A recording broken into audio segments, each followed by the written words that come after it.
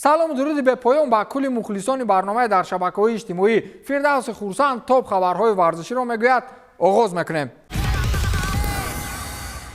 توماس توخل مجبور می شود که انگلیا را ترک کند. چلسی متخصص آلمانی را روز 7 سپتامبر از مقام سرمربیگی برکنار کرده بود. او حالا هم در نزدیکی بازی تمرینی دسته چلسی در کاپخم زندگی میکند و این هم در حالی است که دخترانش در مضافات سوری با مکتب میروند. اما با نوشته ز تلگراف اگر بزودی توخل در انگلیا یگان باشگاه نو نیابد پس مجبور می شود که کشور بریتانیا را ترک نماید. طبق قاعده هایی که در بریتانیا کبیر پس از ترک شدنش از اتحاد اروپا جاری شدهاند، یک آلمانی باید در دوام 90 روز از روز برکنار شدنش برای تمدید روابط کاری جای کاری نو پیدا کند. در صورت جای کاری نو نیافتن شخص مذکور، حاکمیت مملکت حقوق دارند او را اجباراً از مملکت اخراج نمایند. اما اساسیاسیون فوتبال انگلیا تا حال این خبر را تصدیق نکرده است. نماینده متخصص آلمانی وضعیت مذکور را چنین شرح داد که ما موافق قاعده های بریتانیا کبیر عمل میکنیم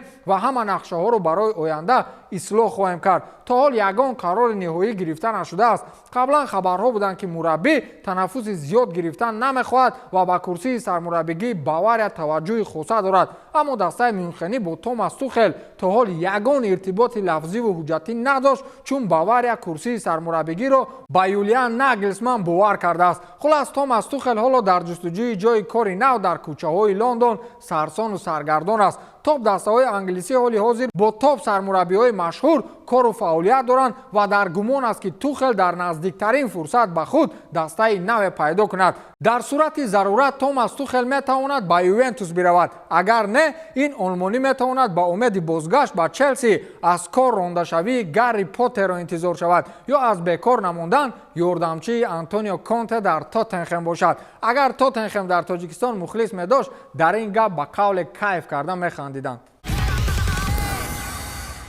درخشش بهترین پلیمیکر منچستر سیتی چی که حتی چمپیونات انگلیا و دنیا کوین دبروینه دیروز با پیراهن منتخبش گل زد و استعداد و آمار این زرد بچه بلژیکی شما را حیران میکند. در بازی منتخب‌های بلژیا و ویلز در دایره رقابت‌های لیگ ملت‌ها در دقیقه 10 کوین دبروینه حساب بازی را باز کرد و در دقیقه 37 کوین با میشی باتشوایی که در گل اول با او اسیست کرده بود پاسی گل‌آور رسانید. نیم محافظتگر منچستر سیتی در بازی پنجم پیهمش عملی نتیجه آور به قید میگیرد و در 4 بازی قبلی خود در تیم منچستر سیتی 5 اسیست کرده است. همین طریق در 5 بازی اخیر او از روی نظام گل جمع پاس برای باشگاه و تیم ملی 1 گل و 6 پاس گل‌آور دارد که چنین بازیگر یا خود بازیگران تنها در یک دسته چمپیونات فرانسه اند تمام که آنها هم گمانم راه غالب شویشان آنقدر دراز نیست. این را آنها چند سال شد اثبات میکنند.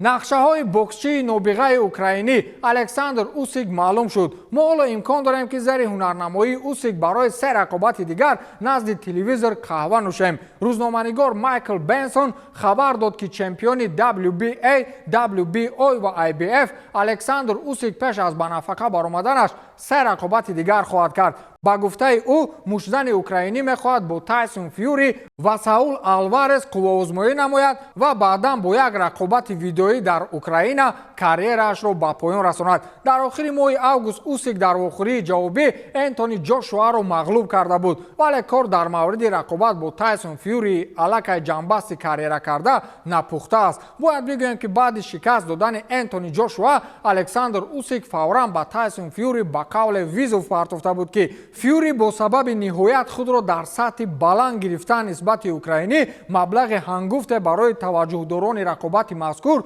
پیشنهاد کرده بود. حالا رسما دقیق نیست که اوسیک و فیوری بر این میبرند یا نه، ولی جانب‌ها بالای این رقابت کار میبرند. اوسیک گفت که آخرین رقابتش در اوکراین خواهد بود، اما این اندیشه‌اش را باید اندک پیشتر میگفت. بعد اعلان موبیلیزاسیا گمانم در اوکراین نه بلکه در روسیه خاتمه میدهد.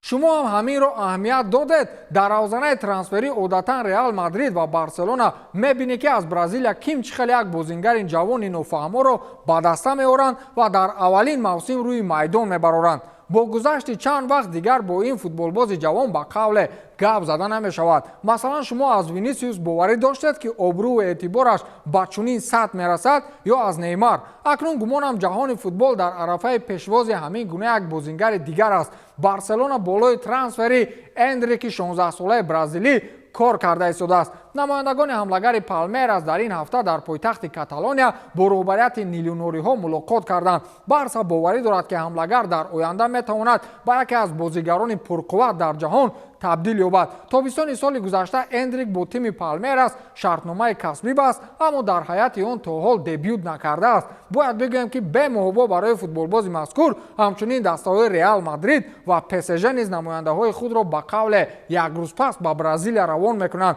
мегӯянд ҳам аз ҷиҳати бозӣ ва ҳам аз ҷиҳати ҷисмонӣ ба Роналдои зубастик шабоҳат дорад. дар чунин ҳолатҳо Барселона ва ПСЖ даводави сахт мекунанд, аммо Реал соҳиб мешавад. чӣ ба Реал ҳами хелияй? ба ҳамин тамом, то дидори навбатӣ, хайр.